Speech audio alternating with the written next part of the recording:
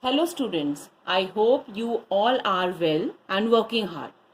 So after the completion of the previous chapter life processes, we are here with the new chapter, that is control and coordination.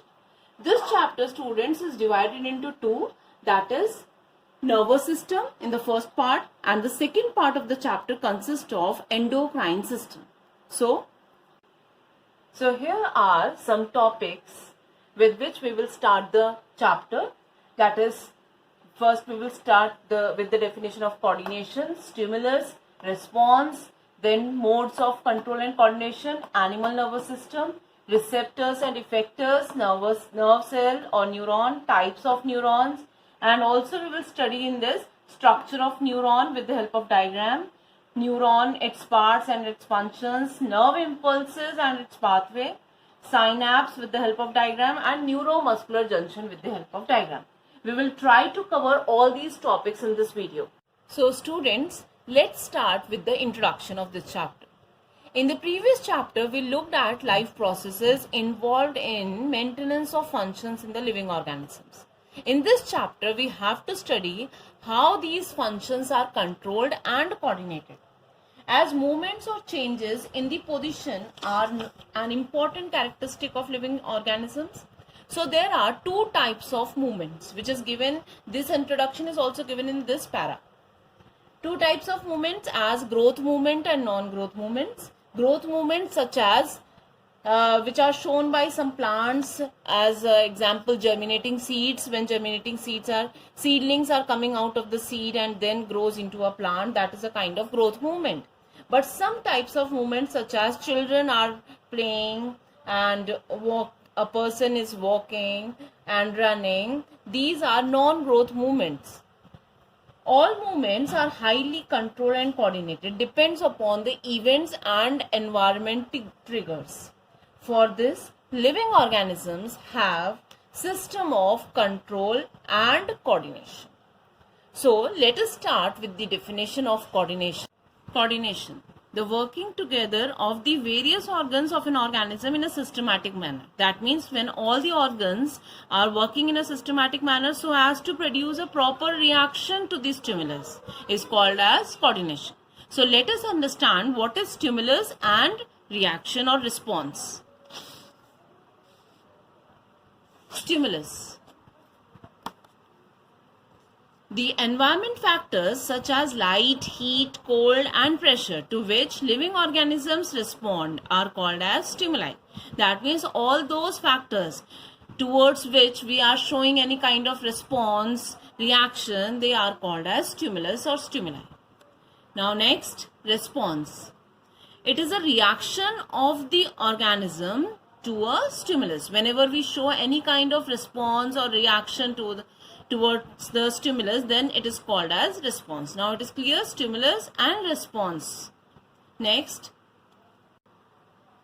now let us understand two modes of control and coordination. There are two modes. First is nervous system, second is chemical or endocrine system. Nervous system takes place by the help of conduction of nerve impulses, and chemical and endocrine system takes place by the secretion of the hormones. That means nervous system is found only in animals, because there is no nerve or no nervous system is present in plants. Therefore nervous system is found only in animals, and chemical or endocrine system, or the we can say coordination with the help of hormones, is found in both plants and animals. Both plants and animals are having the hormonal system, endocrine system, all the hormonal system. Endocrine system is only present in animals, because endocrine is that in which hormones are secreted by a particular type of gland. But in plants there is no such type of gland or endocrine system, but yes, hormones secretion is present there. So some of the movements, some of the functions are performed by the hormones of plants. So we can say chemical system is present in plants, and animals as humans are having the endocrine system, special type of glands which are secreting the hormones. Therefore we can say chemical or endocrine system is also present in animals. Now So let's start with animal nervous system. For perceiving stimuli and providing response, the nervous system require effectors and receptors. So we can write here receptors and effectors. These two are very important for the conduction of nervous system or nerve impulses. So next definition is of receptors. Receptors are cells, tissues and organs which are sensitive to a particular type of stimulus and that is responsible to initiate the impulses. Let us study about the types of receptors. First one is photoreceptor, which is sensitive to a stimulus of light. And photoreceptors are present in our eyes. Second type of receptor is phonoreceptor, which are sensitive to sound that are present in our ear. Third type of receptor is olfactoreceptors, which are sensitive to smell and these are present in our nose. Gustatoreceptor, which are sensitive to taste and present in our tongue. Next is thermoreceptor, which are sensitive towards the stimulus of heat or cold or you can say temperature and these are present in our skin. Next is tangoreceptor, which is sensitive towards the stimulus of touch and these are present in our skin. So next is, these all are about the receptors. Next definition is of effectors. Effectors, these are muscles, tissues, glands which act in response or reaction towards a message received from the nervous system. Okay. So this is all about the receptors and the effectors. Now, let us study about the neuron. About nerve cell, or it is also called as neuron. Neuron is the structural and functional unit of the nervous system. It is the smallest unit, structural and functional unit of the nervous system. As you know, its length or size is about 90 centimeter to about 1 meter in human beings. There are types of neuron. First is sensory or afferent neuron. Second is motor or efferent neuron. Third is connector neuron.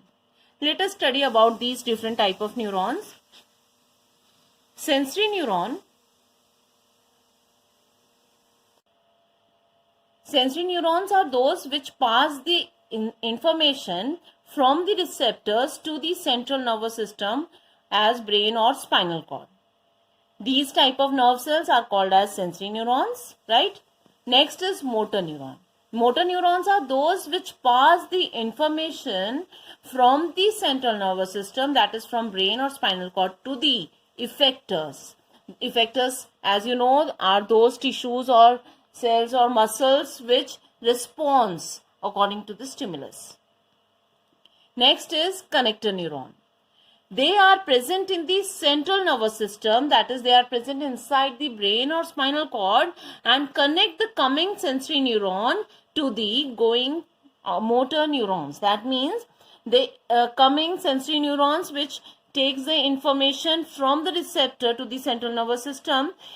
These connectors connect these sensory neurons to those neurons called as motor neurons, which take the information from the central nervous system to the effector organs, right? Now, all this about types of neuron. Now, let us study about the structure of neuron.